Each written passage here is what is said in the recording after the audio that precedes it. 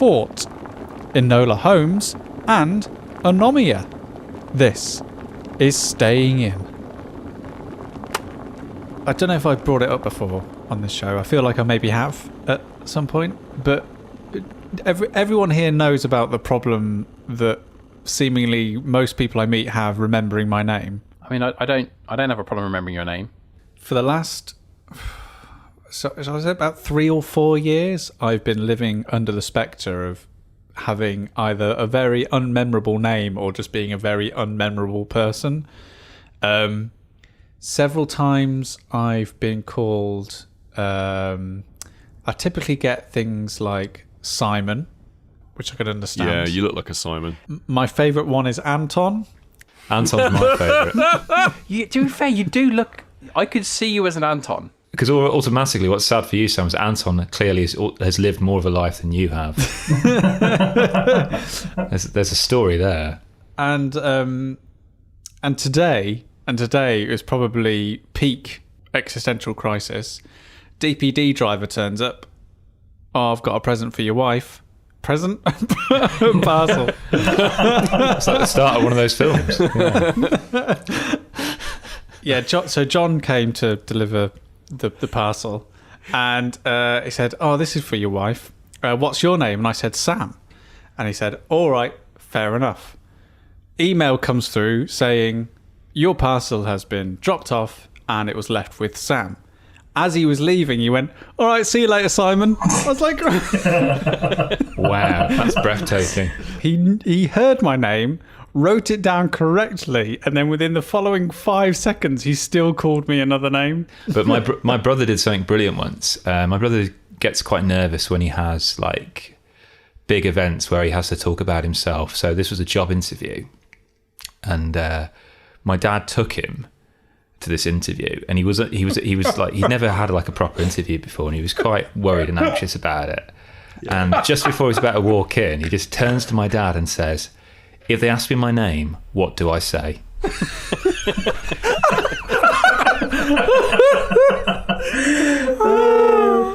No, I mean, one of my favourite things about my brother, which I've said before, is that like he just sometimes gets sayings a bit wrong. You know how some people mishear song lyrics? Yeah, like cut off your nose to spider face. That kind of thing. Yeah, and so usually like he proudly exclaimed to me that we could solve the problem like killing a bird with 2 stones.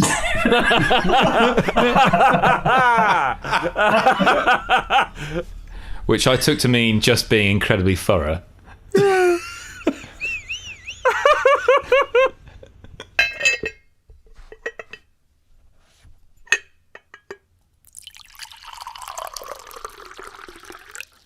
Did I tell you the story about when I got my degree through? Did I tell you about this? No, I mean, which one? Tasting wine, tasting beer. Yeah, absolutely. Just tasting.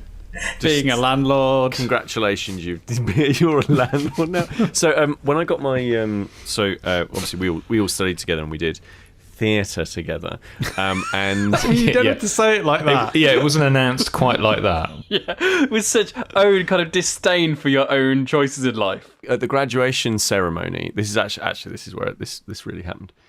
I had a very rare visit from my parents to come to the university and see the graduation. The process was basically they would say your name, say that you got the qualification, and then you would walk up onto the stage and you would get the thing. That's basically the basic gist of it. And it was done alphabetically. So obviously I knew roughly when my name was coming up. And when they announced my name, there was a name in there that I didn't recognise. I think I do know this. Like an Easter egg.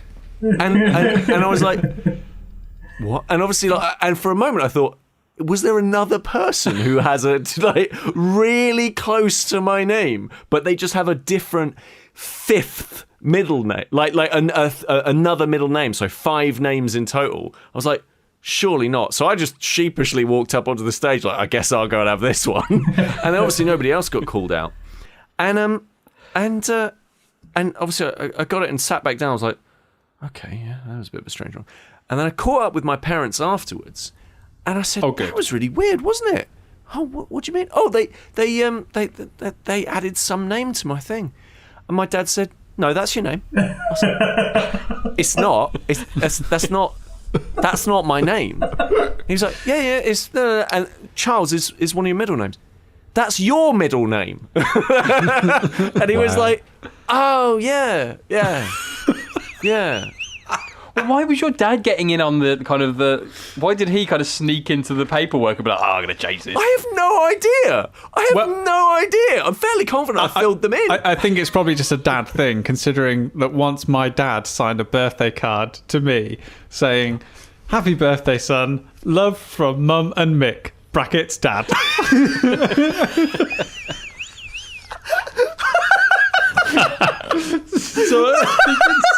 I think it's a common I love that. dad thing. Yeah. But it's worth saying, Richard, that Pete's was the only degree certificate that was in landscape. All of his names on.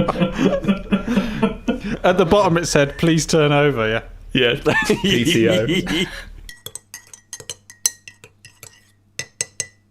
Look, I'm all freshly shaved. I've only just started to make myself feel nicer after last weekend. What happened last weekend? Yeah, what do you happened last weekend, Peter? It was my birthday. Oh. I was fortunate enough to be joined by Kris Darby. I was in the area. You were in the area, so you swung by. And we did all sorts of lovely things. I only attend the big birthdays. Yeah, I know. Yeah.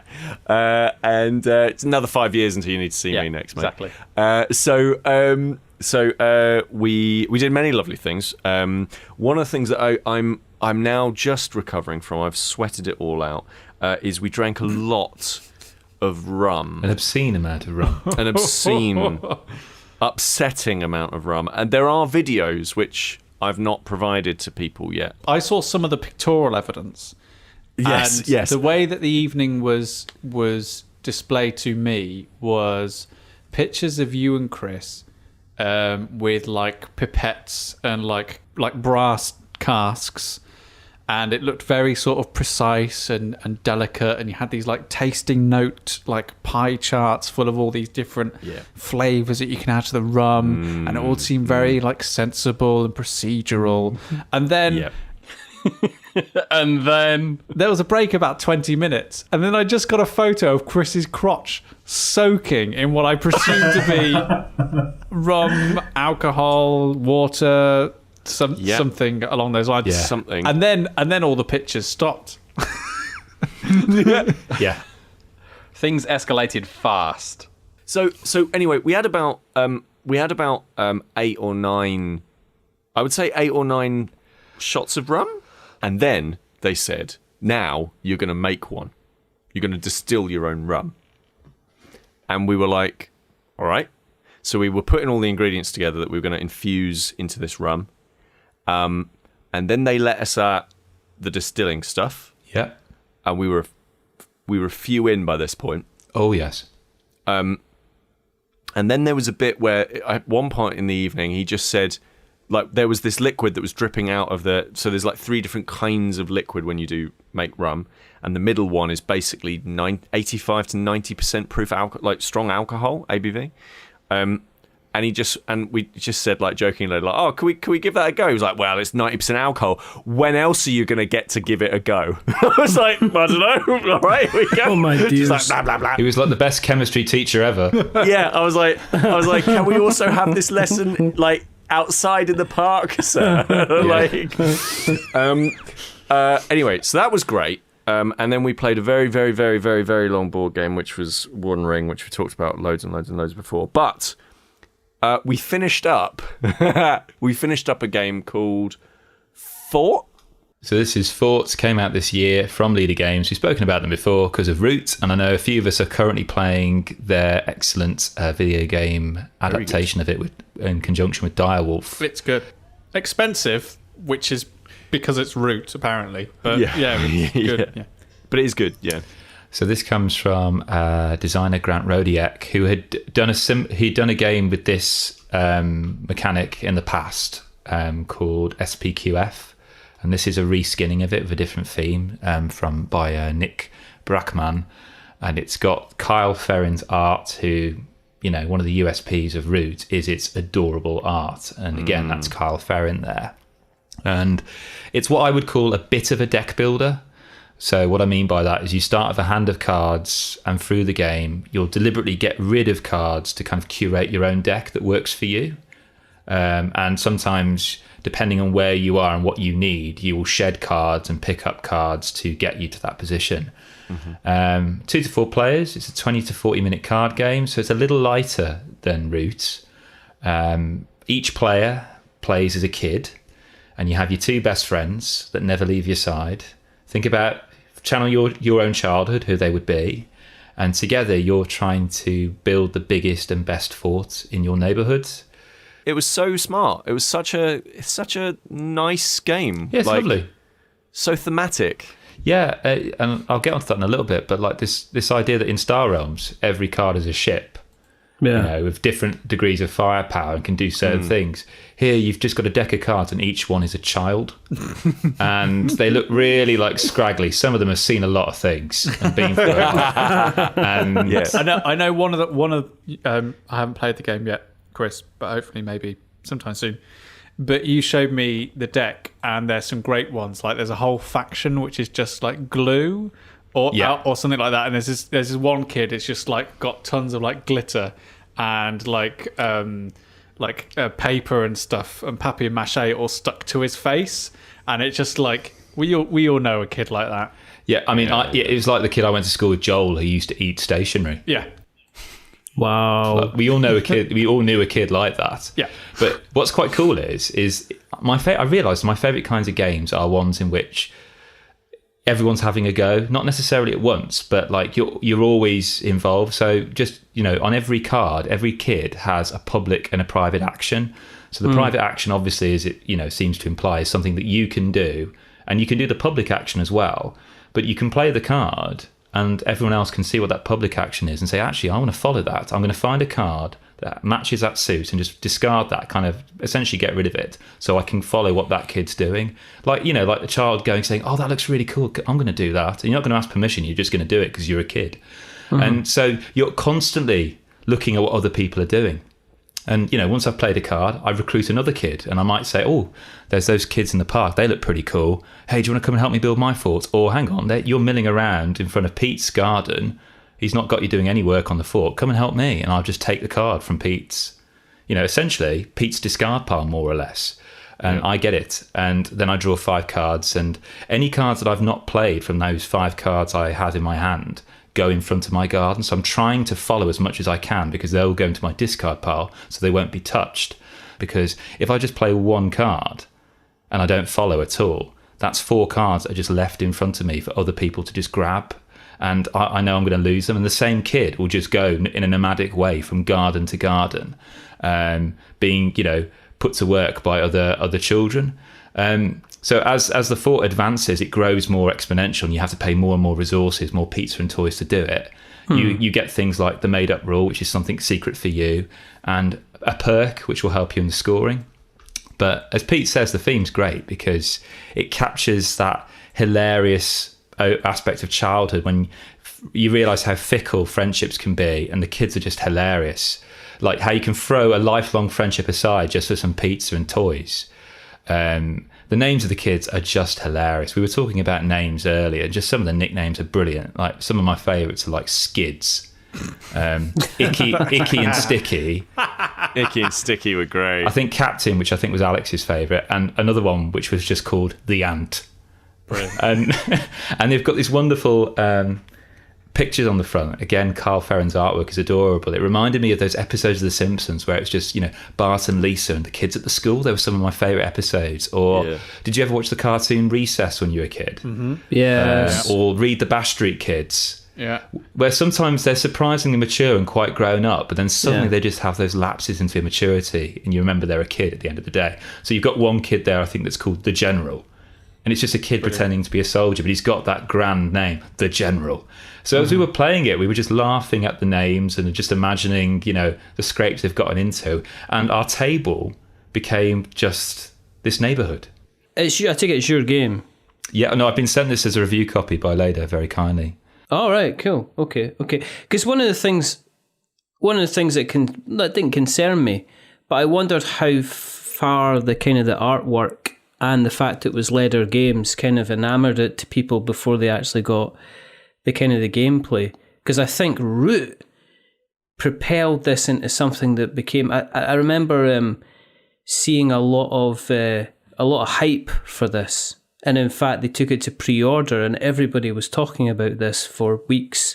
And then the pre-order day arrived, and I noticed, interestingly enough, that the kind of the hype for it has, as with all these things, kind of crashed a bit. But I wonder, it made me wonder if the game didn't have the artwork by Kyle Ferrin, and if it wasn't published by Leder, if it would have reached the same levels of kind of the public eye as it kind of had. I think you make a really good point, and like the thing with it is really good. Yeah, and I think the being known for a specific art style or a specific quality of game, the thing that brings you as a studio is the ability to try slightly different games or go into different genres that you're not necessarily famous for, as long as you can bring something of your big success to that other product. Yeah. And I think that makes people go, oh, okay, well, maybe I'll give it a bit of a go. It's interesting that this is the second time that Grant Rodiak's kind of brought it out. That's already been out as a completely different game, and it just goes to show having maybe the right people, the right publisher behind you, and the correct artwork at the time can make, you know, a reskin of an old game kind of really, really successful. Because SPQF is only 2 years old. Yeah. Like it was 2018 it came out. But even that name, I'm just like, right, we're building Roman forts, are we? Okay. All right. Yeah. Oh, what's wrong with... Hold on. What is wrong with some building of Roman forts? I'm well up for some historical-based board games. I've reached that... I'm 35 now. I need to get into historicals at some point. Pete, you've got plenty of time to get into historical stuff, believe me. Plenty time. I was going to be one of these people that was going to jump in and pre-order it. Mm-hmm. At the time, everybody was going, yay, Fort's amazing. But I'd rather wait. It's good to hear that you guys had such a really good time with it, and it does compel me to go ahead and definitely kind of try it out. So I'm interested. I was at Taekwondo last night. It's kind of the irony of doing Taekwondo, a contact sport in a non-contact environment where you got to spend 2 meters away from each other. You can't even be closer than that. I hit you. I win. I've pinned you. But what... Exactly. We're standing there with PlayStation controllers. Well, do you just throw at stuff at each other? There you go. Doof down. 2 points. Get out.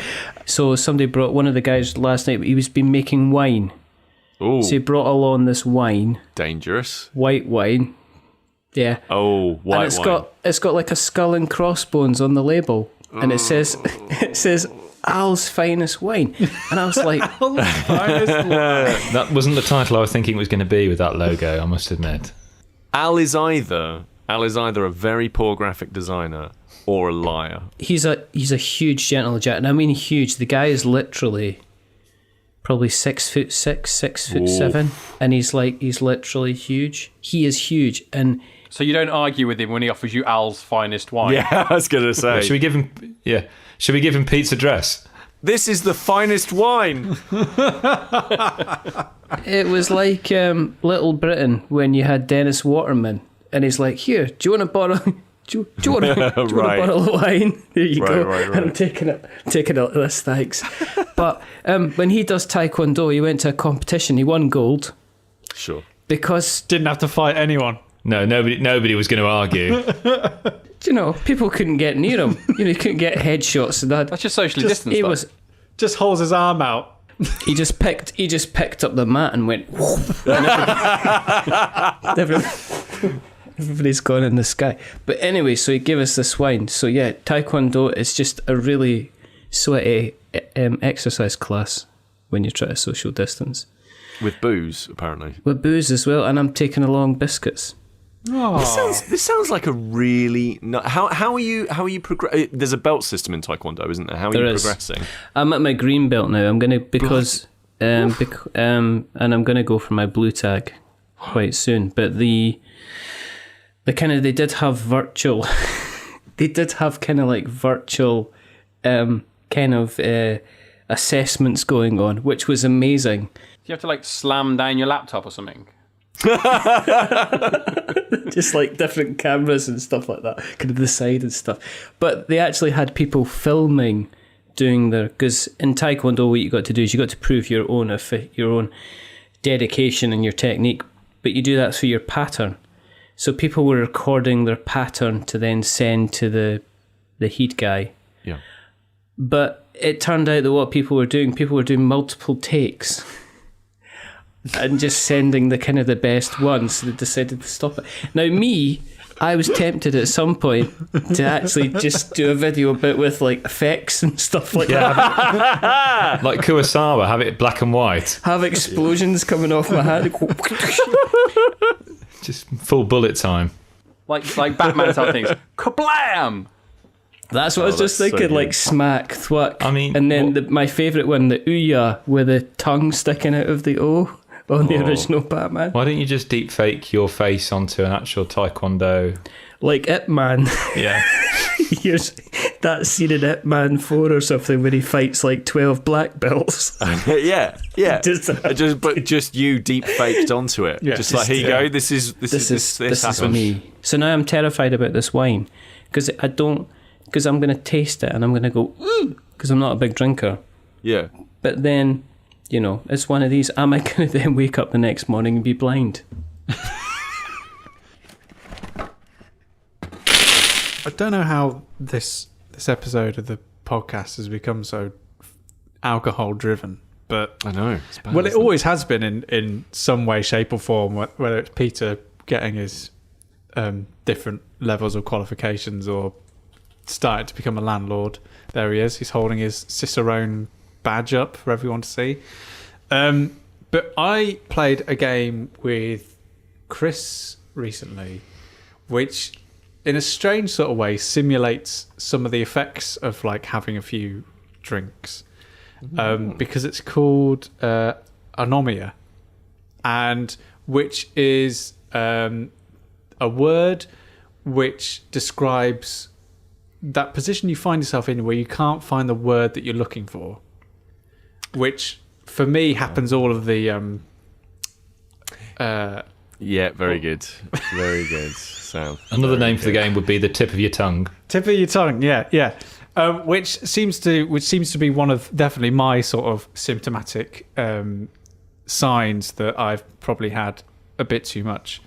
And this is actually kind of a strangely unassuming party style game. It's kind of difficult to put in the category because it's kind of like it's one of those party games that you play with your gran or your auntie or uncle or your family. None taken. Or because it has such a capacity for being one of those games which has a very like it manages to level the playing field quite well. Right. Is I think is what I'm getting at. It's the words that I'm looking for.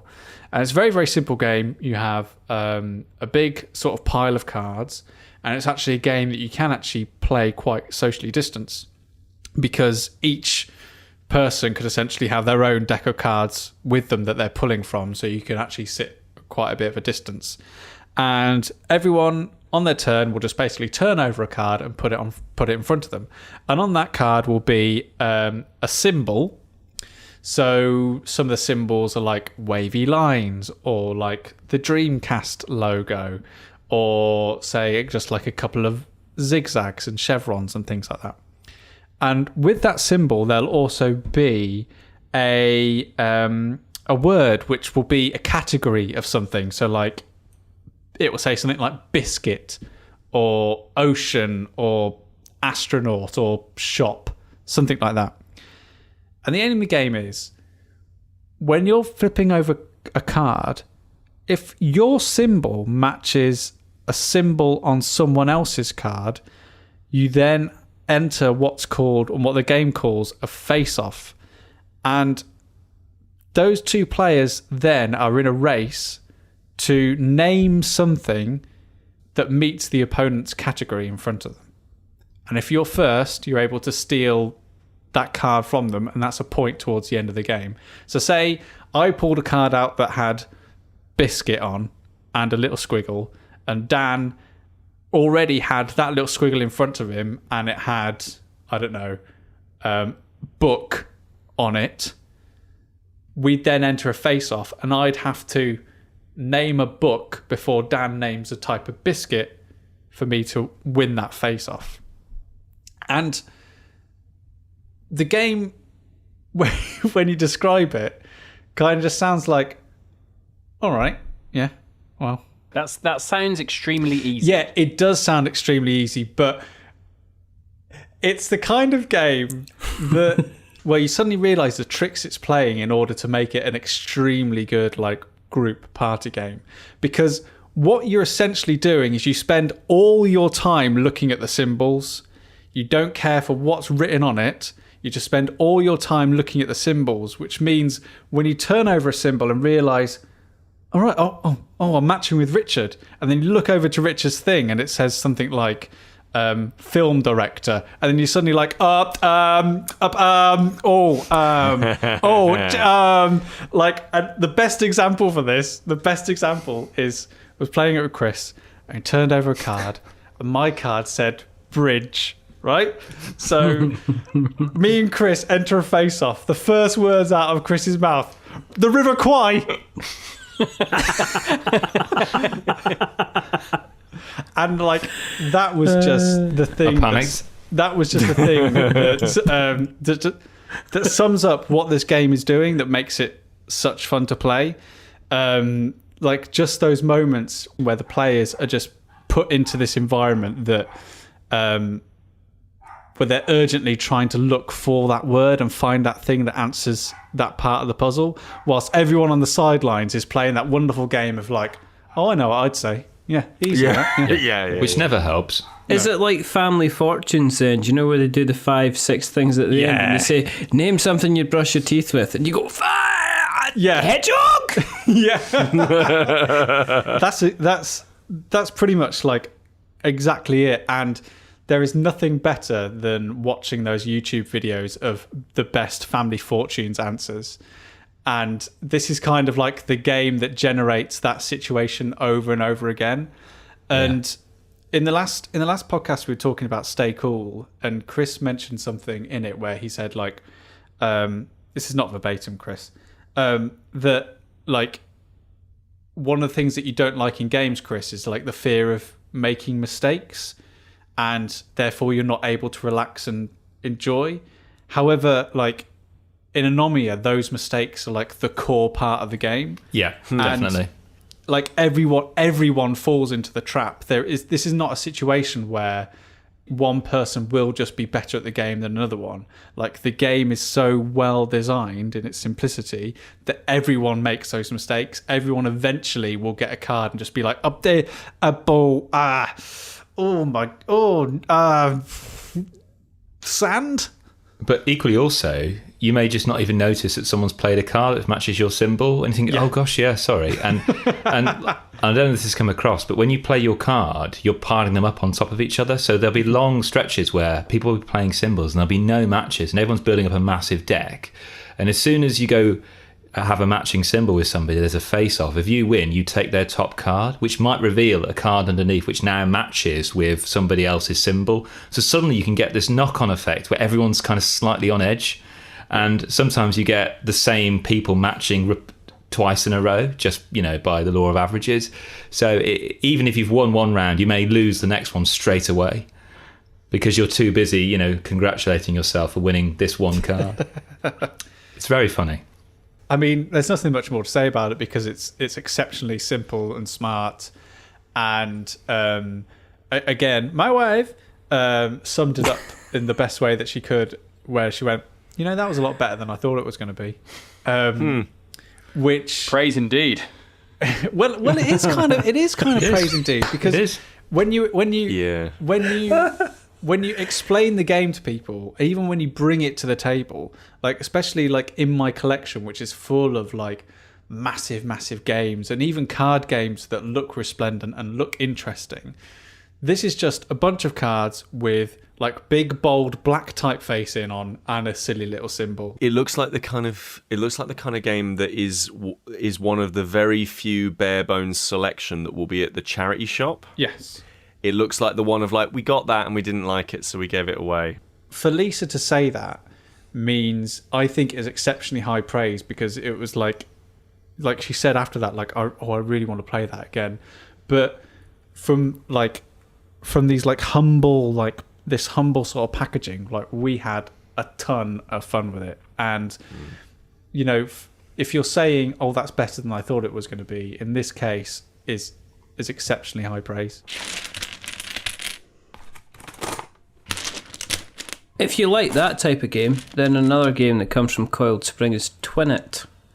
Okay. Which isn't about words, but it's all about symbols. And it is kind of like it's got the same idea that you're basically, any card that you can see, you can pair up, and you've got to pair up a card. But it's the same thing as you remove cards and twin them, then anybody's face-up deck is kind of like available. And you get this mad dash of all of a sudden, people are like, you've got to put your hands down on where you find the twin, and that card can be anywhere. So you do get points where people are removing cards kind of left, right, and centre. It can end up with huge chains, and it's really good fun. It's not word association or anything like that, because there's only like only uses about a 4 or 5 colour palette, and they're all kind of tertiary colours, so it's your browns and your oranges and things like that.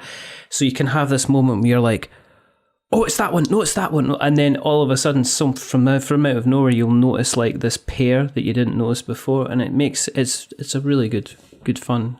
The thing that lifts Anomia above other games like that for me is that we played Dobble in Vienna, right? Yeah. And I've never felt as dumb or as stupid as playing a game as I did playing Dobble, because I thought like, I just can't do this. I can't see. Yeah. And I felt like, because that's a game that's played in a group, I think that feeling of like feeling inferior to other people is accentuated. Whereas Anomia is great because it's 1v1. The rules of engagement are a lot slimmer. So is Twin It similar, or is it a bit more like Dobble, where everyone's reaching at the same time for everything? No, everybody.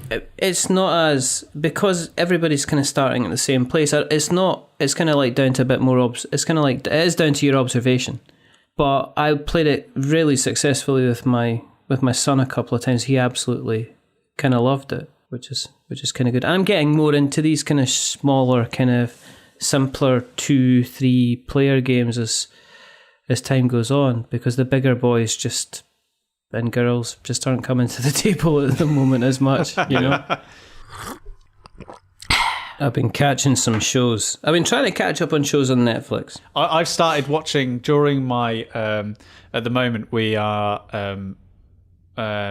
Lisa and I are switching feeds in the evenings. So during my night shifts, I've been watching Better Call Saul as my night feeds treat. Because me and Kris spoke about this, and he gave me the great advice that apparently was my idea, but I don't remember ever coming up with this idea, is that I start a series or I listen to a book only when I'm doing feeds with my son. So therefore, in a strange way, I've got something to look forward to. Yep. Yes. So I started watching Better Call Saul, and it works, like, because I'm on the night shift tonight, and I'm actually looking forward to catching up with what James McGill's going to get up to this time. So I've actually been catching up on Better Call Saul. So so once I've sort of consumed that, what's next? I don't know. I'm one of these people, I don't like to dive into stuff when it's there and release and everybody's talking about it, because I think it takes a little bit of the shine off it. So I guess I'm like you, Sam. I'm kind of going back and checking out a bit of Better Call Saul, which I've heard as the seasons go on, it goes more towards Breaking Bad and has. People are saying it's better in some ways than what Breaking Bad does. I've heard that, which is quite cool. I've started the Umbrella Academy.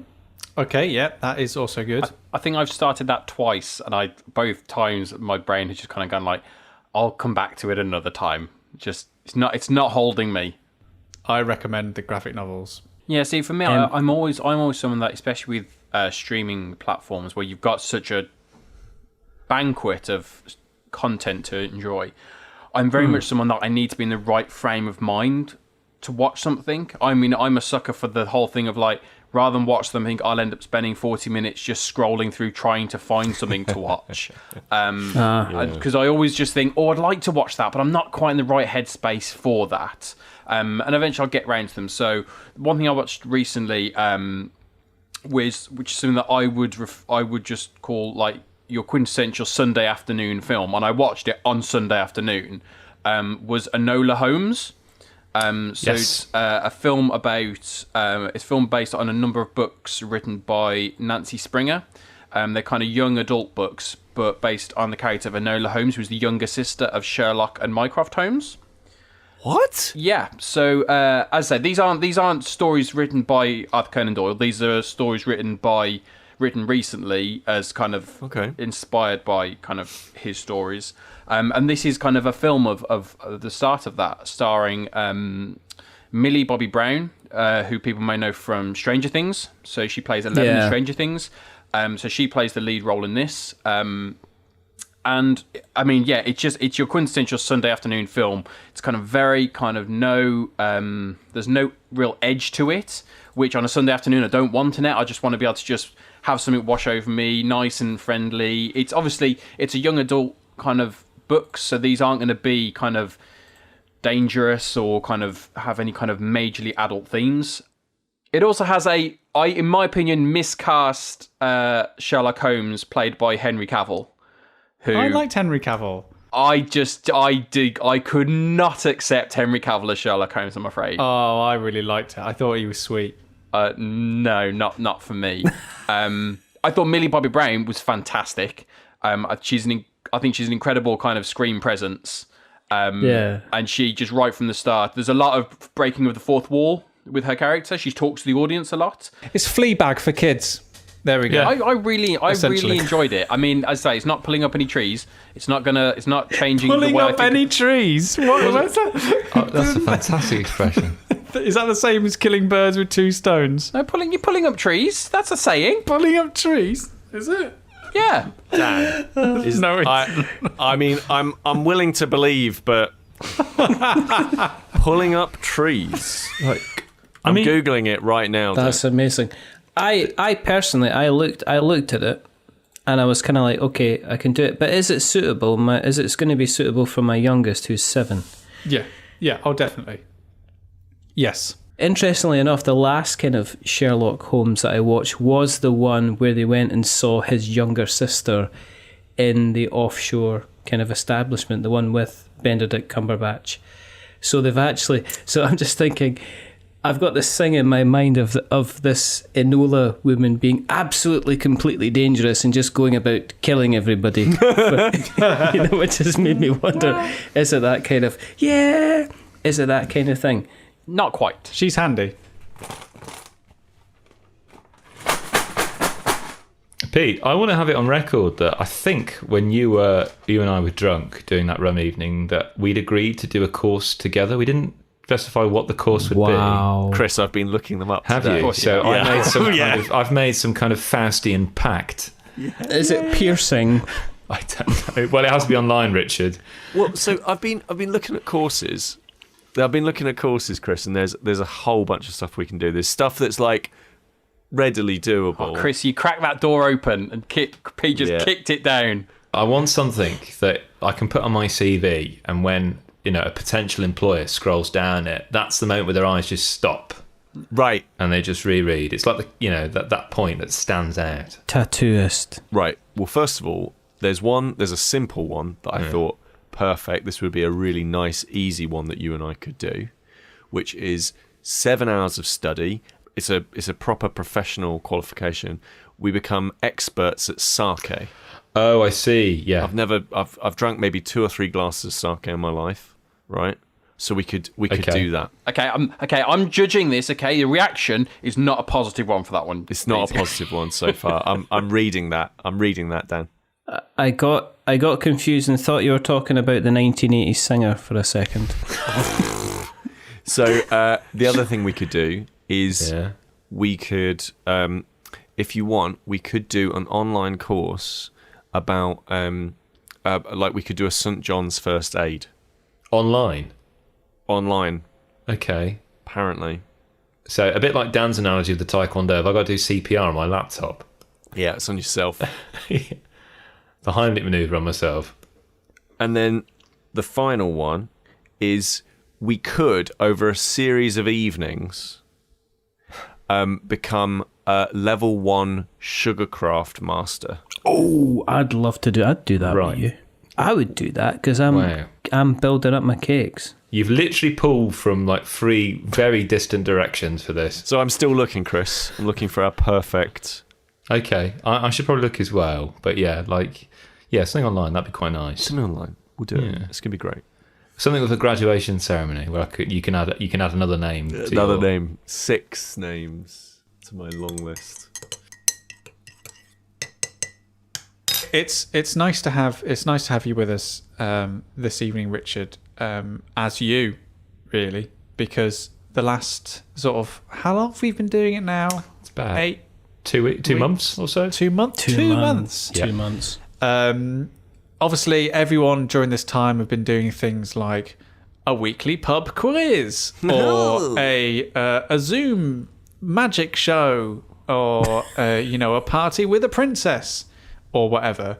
But for our slice of like normality has come from Peter Willington very gladly and kindly agreeing to GM an RPG for us all. So there is quite the revolving cast of characters.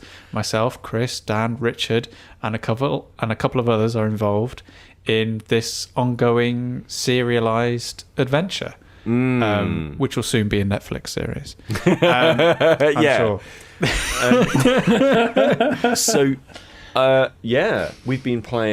We have been playing the genuinely amazing, the amazingly named basic fantasy role-playing game, and honestly, like, so I want to caveat this with like I'm gonna be mean about this bit, but I love the game and loads, and being a tiny part of a big community, I now know that apparently there's also quite a few other people who don't like the name either, because basic fantasy role-playing game actually put me off to begin with by its name. Sure. Because like it immediately just says to you, like, as somebody who doesn't really play role-playing games or hasn't really played role-playing games all that much, but has been very, very interested in reading a lot about them and all that sort of stuff, trying to find out the one that I really, really like. Certainly having not played Dungeons and Dragons much, I think I might have played 5e once, I didn't know that it actually meant something. So basic is actually, it is a much more, it tries to get across this like evocative sense of like, it is straightforward. I think the best way to kind of describe basic fantasy role-playing game is just to check it out because it's free. Yeah. So you can just go online. It's completely, should I say open source or like unlicensed? It's part of something called I think it's called the Open Game License. Which means that there are restrictions with what you can do with it. But yeah, go and get it because as Sam says, like it is totally free. It's also printable from that source, but it's also, you can buy it from a couple of other different actual physical retailers. One of them being Amazon, one of them being Lulu, and it's printed at cost. So like the game is, if you want a physical copy of it, it's like £4, which is unbelievable considering, a copy of like, as I say, Fifth will cost you like 30-40 quid. Yeah, it's incredible. And you always have to end up buying like 3 different books in order to get the full package and everything. If you want to run the game, you'd need to buy like, nearly £100 worth of books. Whereas with Basic Fantasy, that single book is basically all you need, and then you need either a story if you don't want to come up with something yourself, or you go and buy one of the other books, and the other books are also printed at cost. So a whole set of stories that will last you 20-30 hours worth of games is going to cost you £4. You'll also need some dice, but so if you've played RPGs before, this is based on earlier versions of D&D where the game is not stripped back because it hadn't been built up, but like it is stripped back from what modern RPGs, right? It isn't interested in things, and this is going to sound bonkers, it isn't interested in things like balance necessarily. So like an encounter that you have in a dungeon, so this is a fantasy game obviously from Basic Fantasy, it's a fantasy based game generally, and so you'll be in dungeons and you'll be exploring overworld maps as part of like maybe a hex crawl or something like that. So you'll be going across the land and finding cool things. But when you're in the dungeons or when you're out in those lands, you might be like a level 1 magic user like Sam is, and it's very possible for you to just rock up into a part of a dungeon where there is a monster where they will kill you in one hit, and the game is perfectly fine and confident in itself that is okay. Now, as somebody who was raised on video games and more modern games, that lack of balance sounds terrible. Like that honestly sounds antithetical to a really good gameplay experience. And I think this is evidenced by the first thing that we ran. So so this was an amazing moment, and this kind of tells you everything you really need to know about these kinds of games. So we were all very, very excited, and I was very excited, and I got everything ready, and there's hours and hours and hours of prep involved if you've not really played RPGs before. And so I'd come up with this fun thing. This was the adventure that we were going to do, and I was very, very excited. And then my pals, you guys, being you guys, decided to not take the game world seriously. And so the first thing you did is you walked down some stairs and you booted a door down, and then you walked into a place, and it turns out and then you got absolutely murked by a load of goblins who were waiting for you with sharpened knives, and you were dead. And this was like half an hour of play, right? So like and it is just dead. And that is not like, oh, but maybe we visit the Spirit Stone and then they come back. No, like you are dead. Like roll a new character. And like it basically was a party wipe, and like the adventure was over. And it was like, oh wow. And everybody, I felt like kind of the energy in the virtual room be like, oh, okay. That feels unfair. But you were loving every minute of it. I loved it. You were just like, you want to do what? All right then. That's it, yeah. So basically what we did at the end of this first session that went dreadfully, first part of the session that went dreadfully, I think we kind of all learned a really amazing lesson from this one bit. And so basically Sam's character woke up and realised that they'd been in a dream. It was a great bit of improvisation from yourself, I have to say. The sands of time. And as a GM, I was like, this is great because this gives me the mechanical reason. It's like I'll allow it because obviously, like, so the kind of the big rule is basically like the GM's decision is final. Like the GM can basically just bend rules, forget rules, do like go like, yeah, that sounds great, or no, we're not going down that route. Like it really does put a lot of power into the person who's running the game's hands. But Sam's idea was fantastic. It was like, oh, I wake up and then everybody was alive, and then it was literally the same first corridor where they'd fallen, and then suddenly it all slowed down, and it felt like, as a GM, I was like, oh my god, this is genius. Like this game is genius. Like it is, it was so, you are playing as, and Dan, you kind of coined the term eventually, like accidentally, like, which I absolutely loved. Like you really feel like you are role playing as adventurers. Like you always like you always feel like, as a GM, certainly, like the game is set up to reward people who are smart and outthink the enemy, pick up on information that's around the environment and in the dungeon, and use all of those elements to their advantage, rather than just getting a one-on-one fist fight, which, like, you ultimately, eventually you're going to come up against, potentially come up against things like dragons and werewolves and all this sort of stuff, and like they'll just kill you in a couple of hits, like. But it's and by the time you've got there, hopefully, as a party, you'll have realised that, oh, okay, this is how I need to approach dungeons. I need to be thoughtful about them and all that kind of stuff. I find it a really interesting game to play because I think from myself, in terms of my exposure to RPGs and stuff, most of it has been through like highly edited, dramatized, edited both audibly and also mechanically versions of RPG games, which is absolutely fine. And so that was like kind of how we've always approached it in the past for two reasons. First of all, because as previously mentioned, we all did theatre. So for us, it's all about like, what is my character doing? And I'm inhabiting this character and they are this person within the space. So let's like flex those muscles. And also the second reason that we would highly like edit things is that we would tend to do like a one shot in an afternoon. There just wouldn't be the time. So this is like the first time that us as a group have really gone like, right, this is going to stretch over however many weeks. So 2 months so far, like making it a regular thing.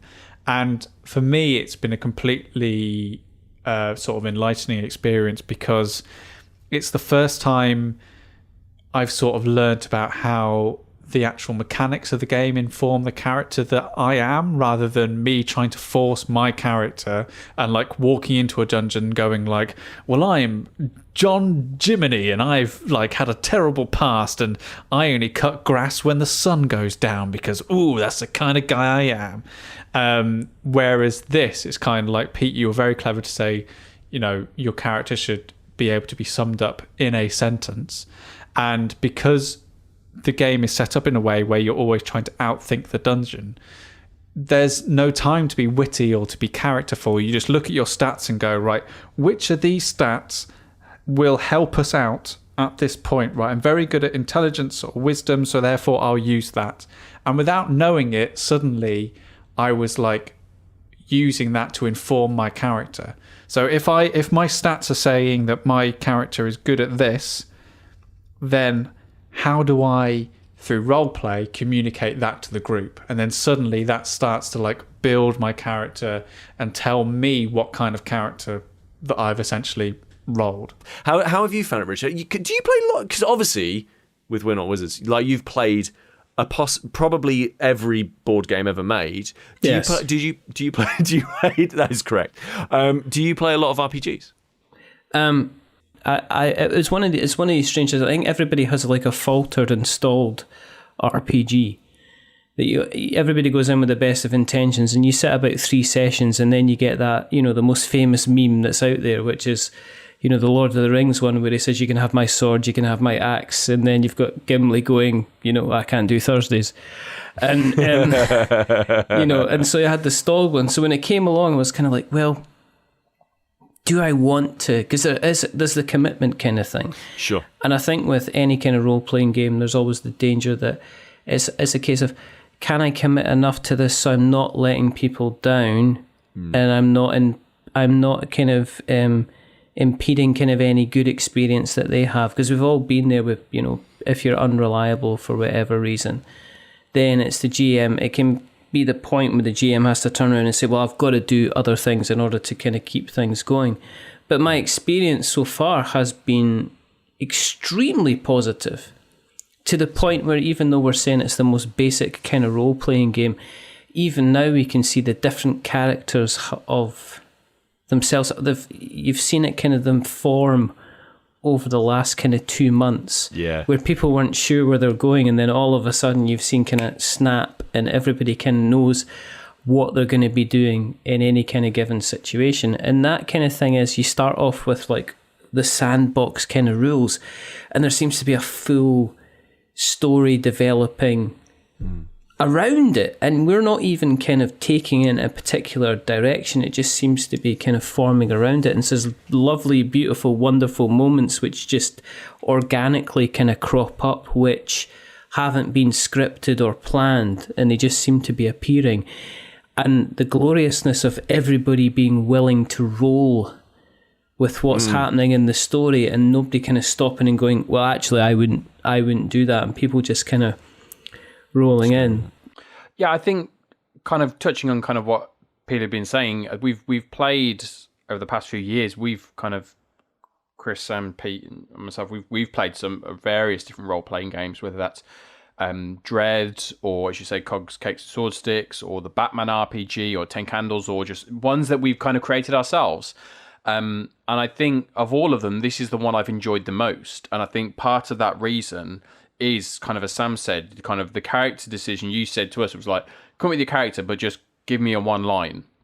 So that narrows down pretty much what you can think about your character to a very small amount. And I'm not sure if that was a decision you made, Pete, or was that something from the book? But what I found was that I'd come up with a basic idea. However, that basic idea doesn't really relate to the character who I play now, because that character I play now has been created through this. I mean, the characters basically come from the voice I chose to do, and everything else has spanned a way out from that. Yeah, you made your bed, didn't you? I did. I made my bed, and I'm happy to lie in it. But yeah, so, and that's the thing. So what I've really enjoyed is that I've never been able to create a character in such a way, because every time I've done it before, if I've had to create a character, I've felt constrained then by that character, because I've made so many decisions. I'm this kind of person. I did this in this situation. I did this in this situation. Whereas creating my character now, because it's very fluid, and it kind of, I am making it up as I go along. And yes, the more I play, the more kind of in my mind the character is filled out. But it's such a much more organic scenario, in the same way that the story for you is being organically created as we make crazy decisions and turn left turns. So I'm really enjoying this kind of longer form element and being able to organically create something. And I've got to hand it to you, Pete. Like, I think not only are you doing a wonderful job as a GM, as Dan is alluding to there, but also I think you've picked the best possible night to run an RPG. And I mean this seriously. It's not a Friday night. It's not a Saturday night. It's a Monday night. So after the weekend, you've gone back to your first day of work. It's all right. You can get through this first day because in the evening you've got the RPG. And it's just really lovely. And it's genuinely something, particularly during the current climate, I actively look forward to. And as Dan says there, it's that idea that actually the character doesn't really belong to me. My character is much defined by the other people around me. I made one mistake in one game, and I think it makes the characters very aware of me, where one of our number was paralysed, and I thought it'd be good to climb on top of them to escape out of a pit, but I ended up falling and severely injuring both of us. So now, that comical thing that, usually we do in a one-off because, it's just a one-off, that now is a trait of my character. And those little things as well, how we've also infantilised Dan's character, how Richard's character has this bag of goblin teeth that he carries around with him. It's so threatening. I love it. It's like where we are because of this, I guess, the kind of the social species kind of situation where we find I've ended up getting thrust into situations where I have to kind of pretend to kind of be the leader or the main spokesman. At one point in the adventure, it was like I had a choice of speaking to two different people, and I spoke to the wrong people, and I ended up very drunk, losing lots of constitution, and generally being useless for like 2 days afterwards or something like that. And there the podcast goes full circle. Yeah. And I was going to say that I was going to sign up for an online course. Brilliant. That was Staying In with Daniel Frost, Peter Willington, Kris Darby, me, Sam Turner, and our special guest, Richard Simpson. Now, usually, as you will know, this is where we ask you to share the podcasts with your friends and family, but this time, please take that same energy, that same enthusiasm, and go out and see more of what Richard is up to with his own media empire. His words, not mine. Simply search for We're Not Wizards. We are not wizards. We're not wizards. And you'll soon find his exemplary blog, his podcast, on which we've all had the pleasure of appearing, except Dan, which is awkward. And you should also find his YouTube channel, which is the only place you'll find a Scottish man reviewing games in a Geordie accent, which has to be seen to be believed. So a search for We're Not Wizards. We love Richard. He's a fantastic gentleman, and we love having him on the show. So please search for We're Not Wizards online. Finally, from me, you might be aware that once again, some of us on the podcast are heading into another lockdown situation. So please join us on Twitter, Facebook and Instagram, and join in our conversations and posts on there. It really means a lot to us. And whilst we may not be able to play games together or enjoy each other's company, once again, we can at least come together online and support each other. So just search for Staying In Pod. But that's it from us for now. We'll see you on the 1st November for the next episode. But for now, bye-bye.